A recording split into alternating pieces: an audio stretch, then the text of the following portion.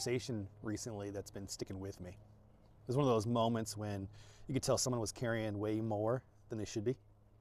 Not because they were doing something wrong, but because something that started out good was quickly becoming something very, very heavy. It was a ministry idea, and it was a really good idea, a meaningful one. And somehow, somewhere along the way, the vision for it got really, really big. Bigger than really the intended moment needed to be, bigger than the ministry need, bigger than even one person could reasonably carry by themselves. And so what started out as something really life-giving for ministry in the church began to feel like something that we just wanted to survive. And so as we began to talk, it became clear that this wasn't just about time and logistics. This was about expectation, but not just any kind of expectation. It was the kind of expectations that we put on ourselves that no one really says, but yet we still carry for some reason. That quiet pressure that says that this matters, so it better be impressive, that this is meaningful, so it better be memorable, that if this is really for God, then it needs to be just out of this world. And so without realizing it, I think a lot of times we start to believe that the more spectacular something looks, the more sacred it must be, particularly in churches. But that's not what Jesus taught. And so we slowed things down in the conversation and we began to name something very simple, something that feels obvious but was incredibly easy to forget. And that is that small is just as sacred as large. And what I mean by that is not just some cute idiom that I'm going to put on some kind of greeting card, but it's something that we see all through Scripture, right? It's like Jesus says, whoever is faithful with very little is also faithful in much, right? Which means faithfulness isn't proven when we're responsible for big things, but rather it's revealed in how we handle the things that are very small. So the small things right in front of us right now, it's not practice for when we get to the big show. It's actually things that are important. It is the important thing. But I think we lose that because we've absorbed something deceptive, a lie of sort, that the belief is that what really counts is the things that stand out, what gets noticed, what feels significant, what people remember. And so we assume success looks like the spectacular. But when you look closely at the life of Jesus, he points a different direction. He notices a widow giving 2 small coins and says that she gave more than anyone else. Like offering a simple cup of water. Jesus says that matters.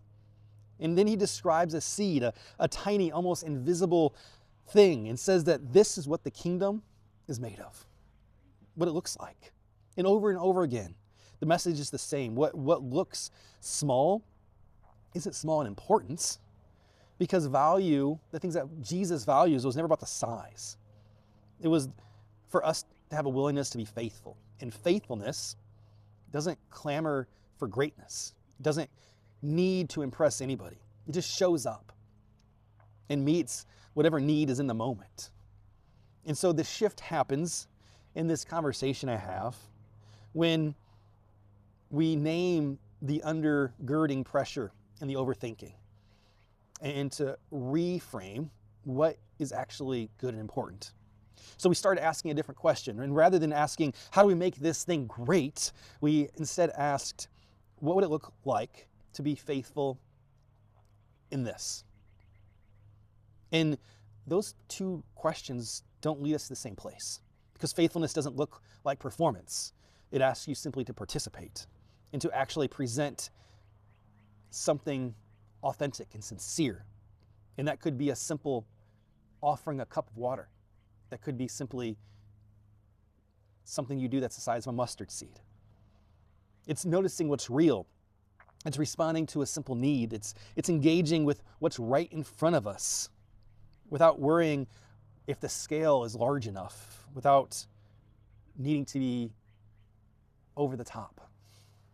So faithfulness is a journey to me. It's a journey, a much simpler journey than what the world tends to want us to believe.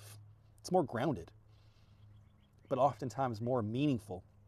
Because if all we're trying to do is participate, that's something that will shape us in ways that performance never can. Because see, performance only cares about what it looks like.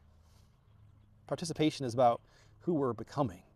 And Scripture keeps pulling us back to that. Not to the bigger and the louder, but the deeper and the more sincere. Not the spectacular outcomes, but the steady invitations to be simply faithful.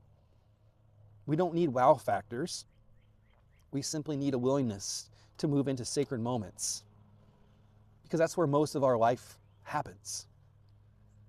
In the ordinary, mundane, everyday acts of doing the small things right in front of us with care and trusting that it counts, because it does.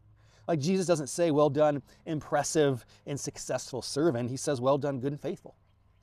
So that's the measure, not the size, not the scale, not the visibility, but faithfulness. So if you're feeling this unspoken pressure to be more successful, to do more, to be enough, may you let that go. And may you instead realize that you're being invited to participate on a journey of faith, to simply say yes to what's right in front of you. And however small that may be, it is sacred. It always has been.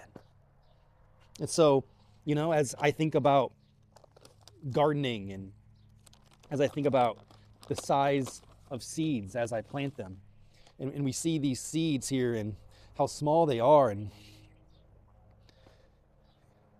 it looks like nothing, and yet God could turn a seed into a beautiful piece of art.